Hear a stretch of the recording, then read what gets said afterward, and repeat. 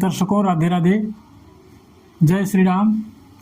आइए कुंडली के माध्यम से जानते हैं कि हमारा जन्म किस उद्देश्य से हुआ है। आप लग्न कुंडली उठाइए और देखिए कि आपका लग्नेश अर्थात लग्न का स्वामी कौन से त्रिकोण में बैठा हुआ है। यदि लग्नेश पंचम, प्रथम और नवम भाव में बैठा है तो ये धर्म त्रिकोण है। तो आप धर्म से जुड़ के काम करेंगे तो निश्चित सफलता प्राप्त करेंगे। आपका जन्म धर्म के कार्यों के लिए हुआ है।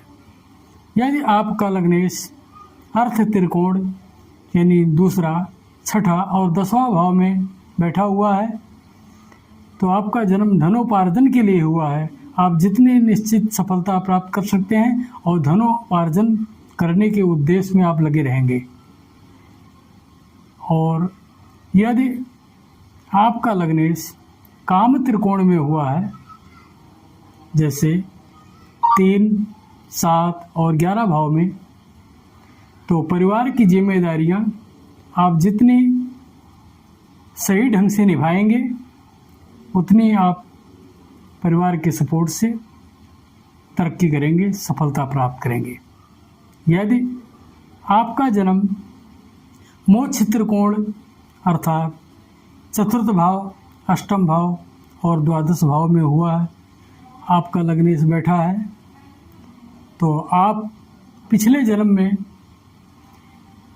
धर्म से जुड़ के बहुत कार्य किए लेकिन आपको सद्गति मोक्ष नहीं प्राप्त हुआ, इसलिए इस जन्म में आपका जन्म हुआ है। खास करके मोक्ष प्राप्ति के लिए आप धर्म से जुड़ के हमेशा कार्यरत रहेंगे, अच्छे अच्छे कार्य करेंगे, धर्म से जुड़ेंगे और ईश्वर में मन लगाएंगे तो आपको सद्गति और मोक्ष की प्राप्ति अवश्य होगी। जय श्री राम।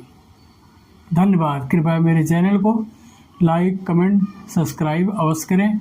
यदि आपको जानकारी अच्छी लगी तो कृपया सब्सक्राइब करें। धन्यवाद।